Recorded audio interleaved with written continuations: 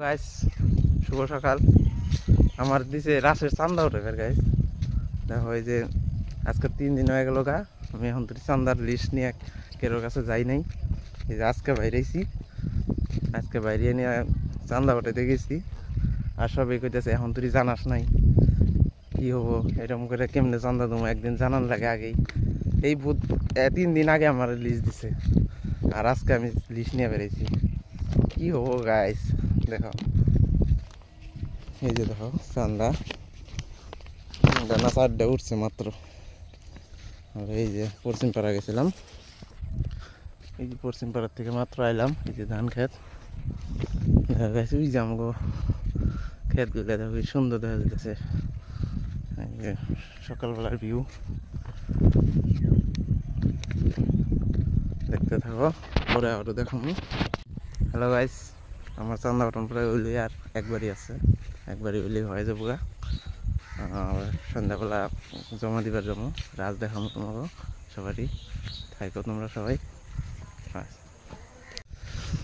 Guys finally হয়ে গেল আমার চান্দা ওঠানি। তোমার বিকালবেলা যাবো জমা দিবার, বিকালবেলা তোমাকে দেখাবো রাস পূজার সব কিছু, ঠিক আছে? এখন এই পর্যন্তই গাইস, এখন রাসে যাবো। এই যে বেরিলাম, রেডি হইলাম, এই যে আমি, ওই যে কাকা যাবো এখন দুজনে রাস।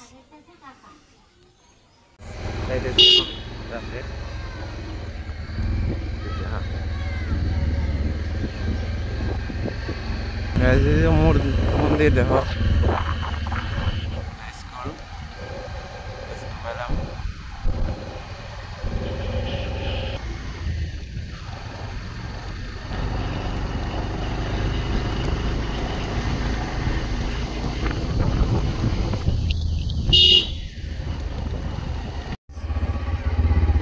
এসে পেলাম রাস। দেখো এখনো মূর্তি করে নাই সবগুলা।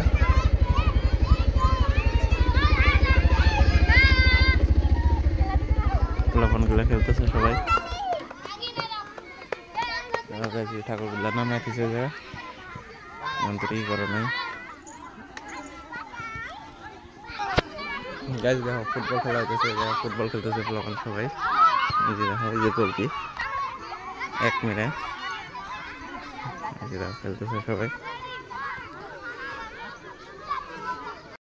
এই জায়গা সবাই খেলতেছে, কি বা খেলা কয়েক জানি না, এগুলা সুন্দর করে খেলতেছে সবাই।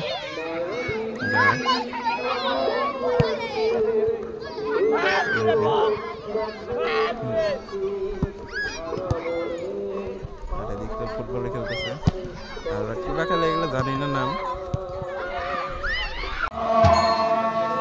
গাইস দেখো রাস্তায় কীর্তন হইতেছে, আমরা তখন শুনলাম।